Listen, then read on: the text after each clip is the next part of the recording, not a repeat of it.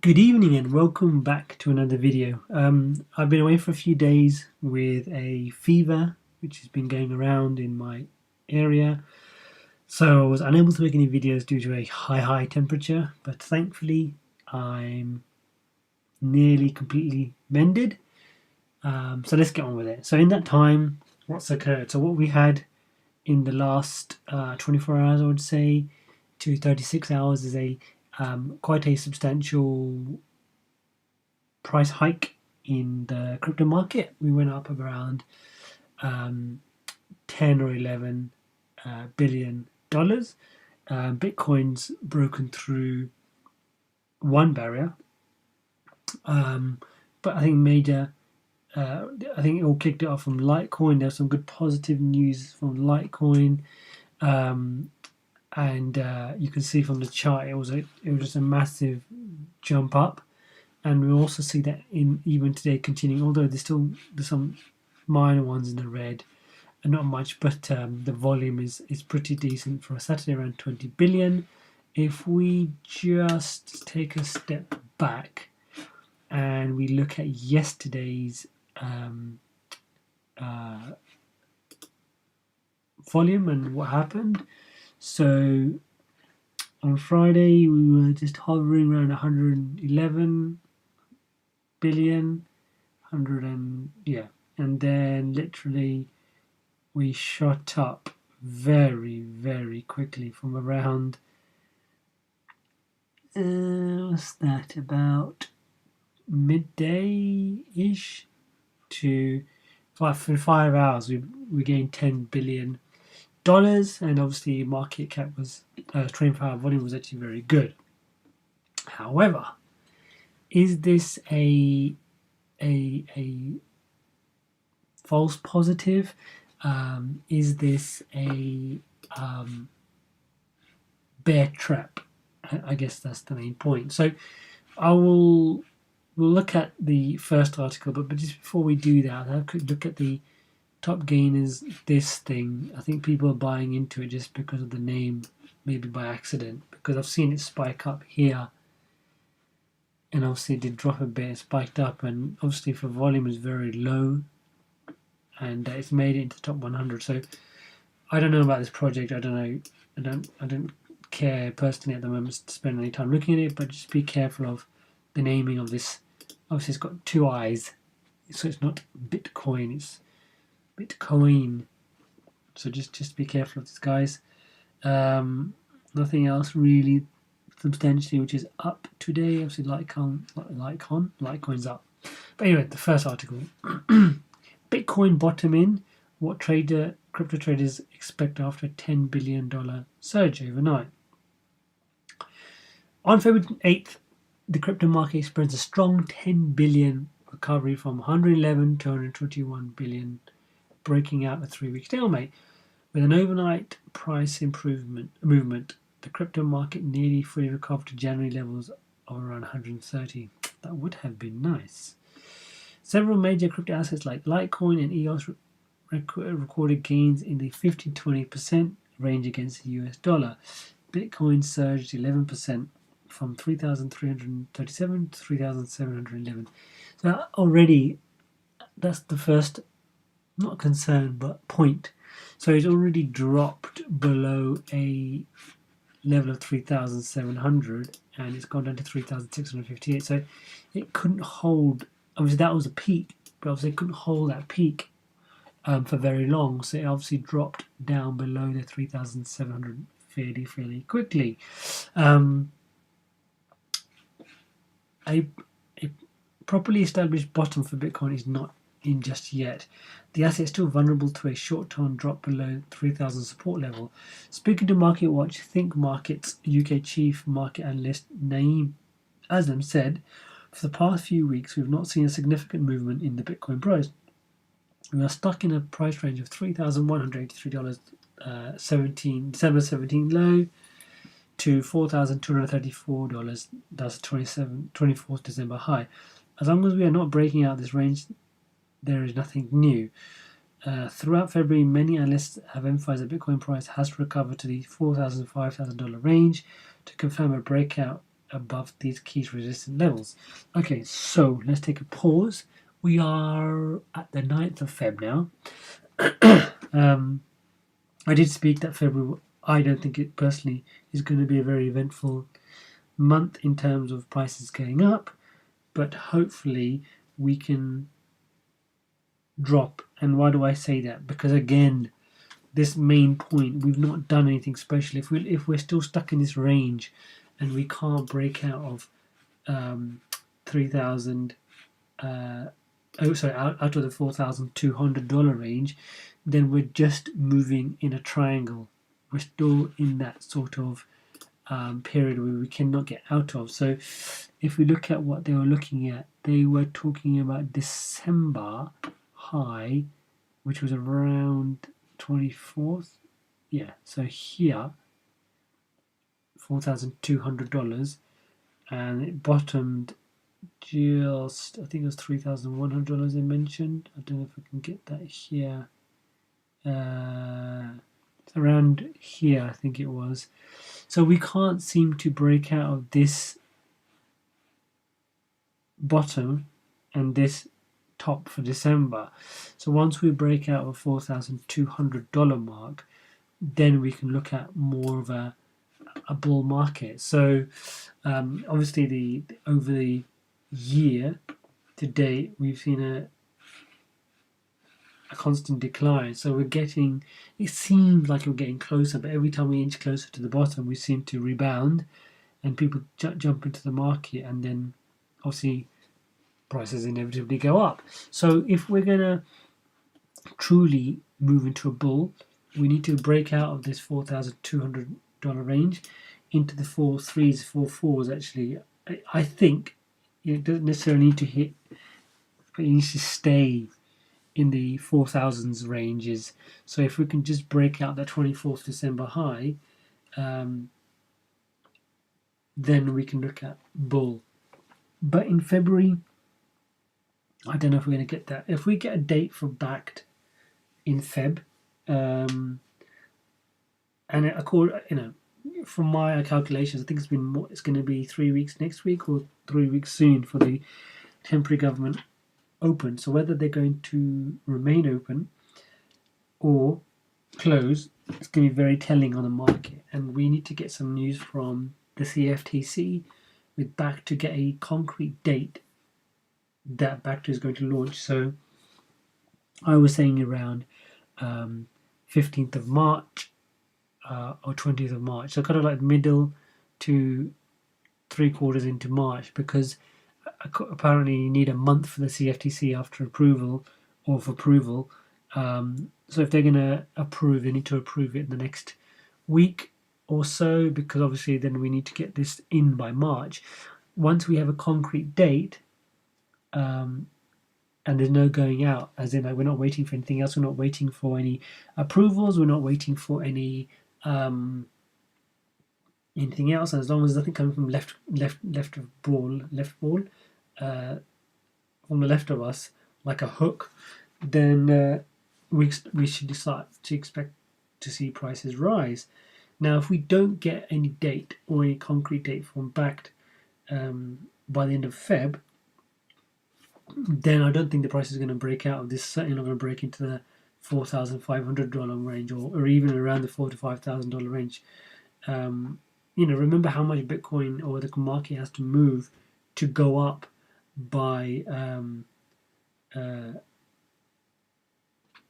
couple of $100s. So if we just look at the chart and we look at even a 3 month when Bitcoin was around in the 5,000, it looks like in the 4,500, it was $80 billion. So Bitcoin's market cap is 64. So you'd have to gain around $16 billion to, well, this to be more precise, 79, 78. So you need to gain around $14 billion just to Bitcoin. That's not the overall market to obviously warrant that we're going to be in a bull. So if you look at the market as a whole, if we take 21st of November as example of when we were in that sort of period of time, then the market as a whole, in November was around, what was it? I think it was here. Yeah, I mean it was so much more higher. It was around $50 billion more than where we are now. So we need to add $50 billion to the price of the market, and then out of that, on the percentages we have currently, around 13-14 billion to Bitcoin to start moving into bull, and only then are we going to start going on a run. But there's only two ways it's going to happen. Either we've bottomed out of from December, and there's not been anything to get us moving. And remember, the bottom needs to have something else. We have a bottom, fine. People start buying, but then once the news dries up, then there's this movement where we start moving sideways again. So we need more information and concrete information. And once we get backed date announced, that's going to be a catalyst. It's not going to be the thing which is going to get us into the stratosphere, but it's going to be a catalyst to get us into those ranges. And if we don't get a date in the next really 2 weeks now, obviously the February's only got 28 days, so we've only got 2 weeks to get this approval, or start the process or some news from back that we have a date for it. If we don't get it, then it just means February is going to remain a sideways movement month, or it's going to drop down, and similar with March, or we're going to move into a period where we get the approval and prices start increasing, and by the time back, example, launches on, let's say, the 15th or 20th of March, then you've already got a $5,000 Bitcoin, a $5,500 Bitcoin, because you've had a month of steady growth every single day. You've had a 4 or 5% daily with some correction, but generally most days have been increases. Whether they need to be double figures or not, they don't necessarily need to be that high, but certainly 4 or 5% daily will slowly climb us back up, nicely stagger us up, as in like a set of stairs, as opposed to a straight hike what it's been. And the straight hikes which go up 10 billion in a couple of hours are the scary ones, because they're the ones that people take profits and they sell off straight away. The ones where people are staging them, they can see there's more to be made, and every single time you stage it up a level of a stair, you get a level of support, so that you get more support levels, support, and then you keep going up, and obviously you get some corrections, you get some slight sideways movements, but when you get a straight line up, your support level is very, very low. Even if you look at the chart on technical analysis, you can just see that. So even if you take, for example, now the chart of Bitcoin, I keep going back to the same page and keep flipping, sorry about this, but just want to make everybody understand. So now if we look, for example, the last 7 days, we've now got this level where we've got kind of almost support at 3,500, and then we peaked at 3,600. It may not sound much, but when you've got big rises happening constantly, then your support levels are wider apart. So if you look at these ones, they're actually a lot smaller, and the bottoms are a lot closer. So yeah, what do you guys think? Are we out? I think it's just nice to see. We've seen these over the last couple of months, where we see these quick, massive rises in price. Maybe someone's noticed someone buying a lot of Bitcoin on the blockchain explorer, or something else being released that not many people know about. There hasn't been much news to it, apart from there's obviously been a bit of a shoot up in price. So obviously I'll keep an eye on the price now that I'm back, and report anything to you guys in terms of what I think is driving this price up. But at the moment, it's hard to tell. It's hard to speculate. It could be backed. I doubt it's backed. Otherwise, they would have launched something, and it wouldn't have been launched so late on a Friday without any official release. So we'll keep an eye on it, and yeah, let's move on. Again, on this channel, we like to do things on a complete flip. So now is an article from a cryptographer from Harvard calling cryptocurrency useless. Well, honestly useless. Cryptocurrency is useless to anyone other than inferior groups or individuals trying to move money without being noticed by the government. This is apparently the cutting-edge opinion of Harvard University cryptographer and technology researcher Bruce Schneier. Citing a series of regularly discredited and debunked talking points, Schneier believes that the aims of Bitcoin, according to original white paper, have been defeated by the reality of its deployment, which means that in addition to being operationally difficult and risky, it also fails to deliver on basic premise, which essentially renders it useless. There's a video here, I'll link it in the description below, and you can watch to your heart's content. Writing in Wired, Schneier cites that the trust issue as the biggest example of cryptocurrency's basic failure. According to him, while it was created to provide a basic for electronic transactions without relying on trust, a critical look at the architecture of blockchain technology will show that it cannot function without trust, which defeats the whole purpose of having an uncontrolled system in the first place. Crypto users have to trust that miners are following the right sequences to mine Bitcoin, then trust that the system won't crash, resulting in monetary loss. In actual fact, he says all Bitcoin has done is take trust away from humans and place in technology whose security is also not guaranteed. Okay, so let's take a stop here. First of all, he's mentioned that it's going to be used by governments, so individuals who want to avoid government. We know this is not the case. I mean, this has been debunked so many times. This question of like this whole Silk Road nonsense is something from 2012, 2011. It's, you know, real world companies are using or want to use cryptocurrency, not just necessarily Bitcoin, but other cryptocurrencies. You know, what's XRP used for?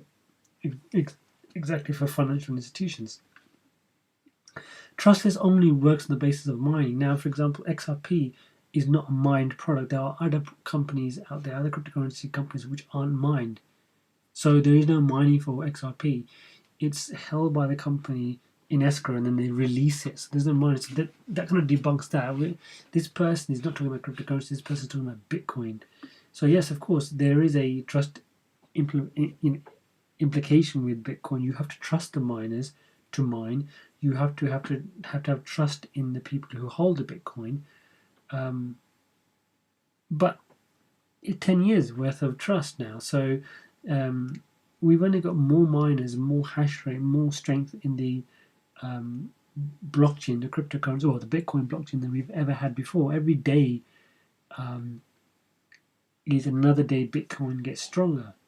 So, I mean, let's continue reading before I start casting judgment. If your Bitcoin exchange gets hacked, you lose all your money. If your Bitcoin wallet gets hacked, you lose all your money. If you forget your login credentials, you lose all your money. If there's a bug in the code of your smart contract, you lose all your money. If someone successfully hacks the blockchain security, you lose all your money. In many ways, trusting technology is harder than trusting people. Would you rather trust a human legal system or the details of computer code you don't actually have the expertise to audit? Yeah, this is a fair point, but this person needs to be cited to talk about Tesla. You know, at the moment it's not fully there Tesla with its automation driving, but it's legal in some countries, and that's completely relying on a computer to drive you from point A to point B in a much more dangerous situation where you've got cars and humans and other obstacles moving around, and we're happy to trust a company like Tesla, who's not really an automotive company, has only been around for maybe 25 years, to provide us an automobile which will just automatically drive us wherever we want to go. You're working on a basis, yeah. If your Bitcoin exchange gets hacked, okay, don't store it on a exchange we've spoken about this many times. You lose all your money. Correct. This has happened. Mt. Gox, people are getting their money back only after about 5-6 years. Cryptopia, we've had other ones. If your wallet gets hacked, if your Bitcoin wallet gets hacked, you lose all your money. Keep it offline.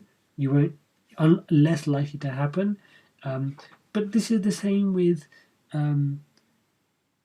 before banks started offering sort of a custody solution of if your bank account gets hacked, or money gets stolen, then we will protect you.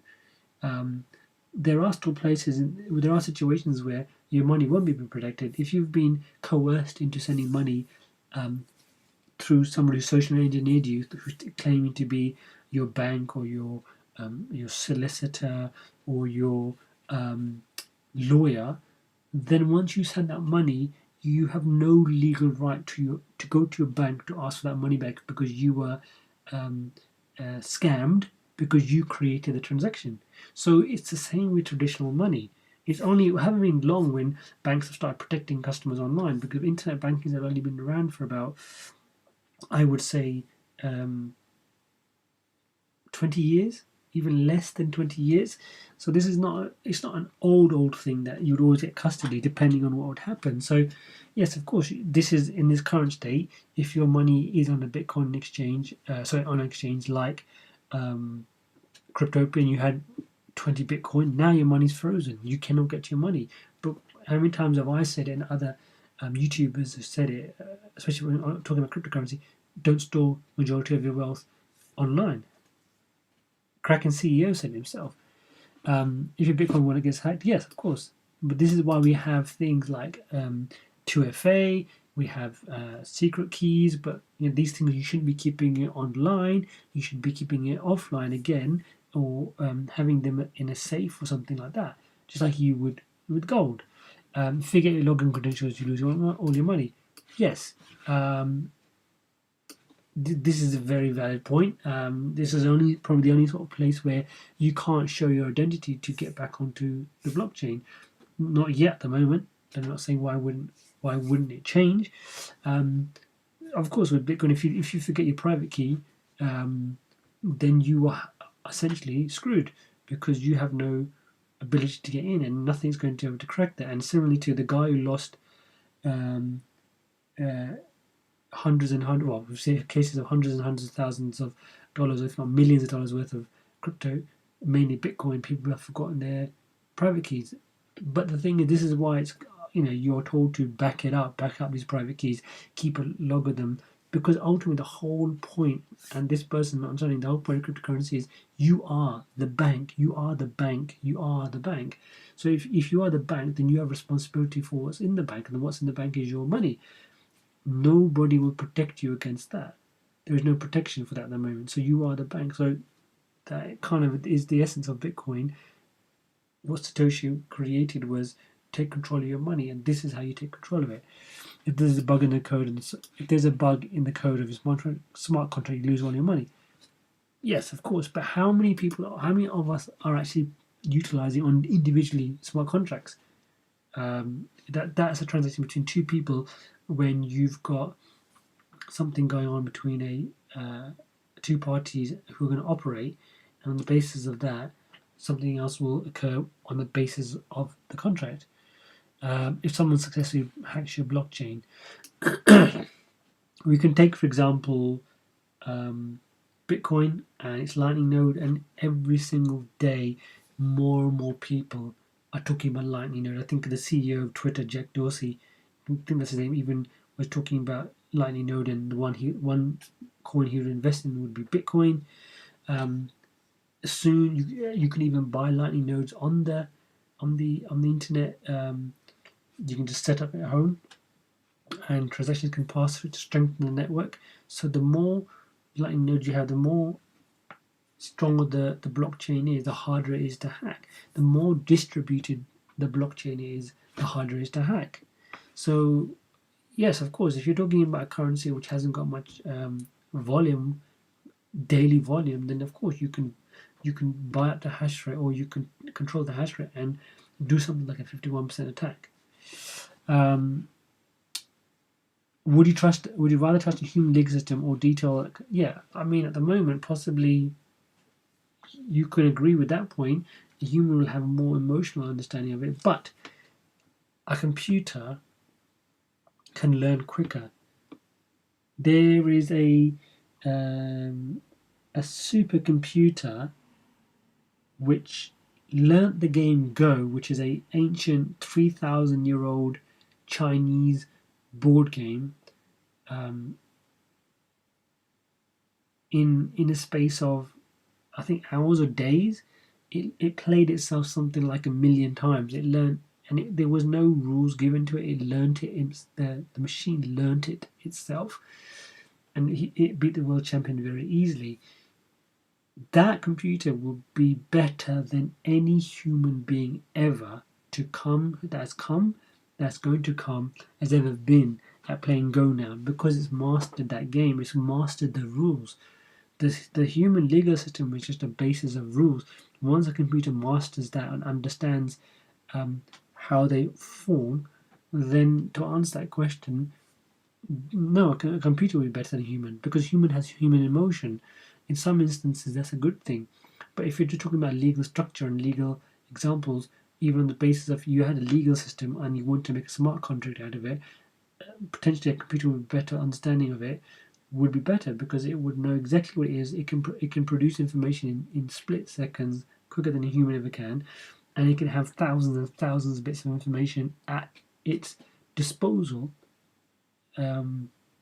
which is exactly where I will destroy this point now. Is trading companies, hedge funds, investment banks on the trading floor are starting to move more towards quantitative investment strategies, where people create programs to predict market trends or stock prices.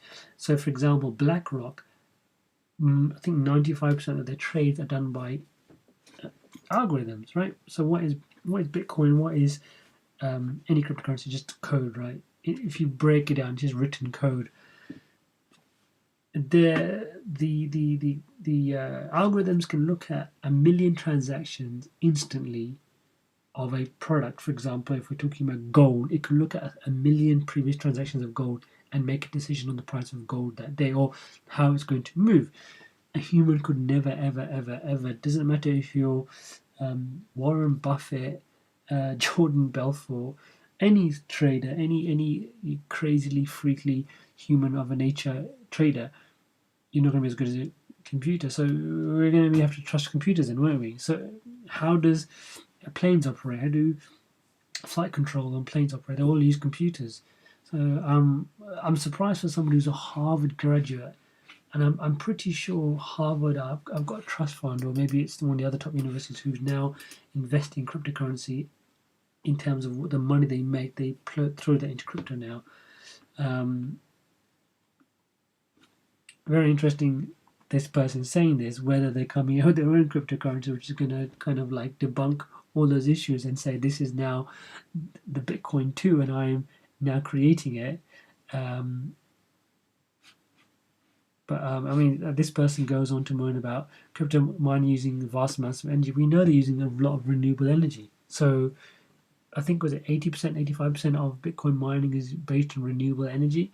A lot of the companies which do this mining are in countries which are solely renewable. Like, for example, Iceland. I think Iceland is 100% renewable energy because of how the country is laid out with volcanic explosions and the energy they can harbor with that.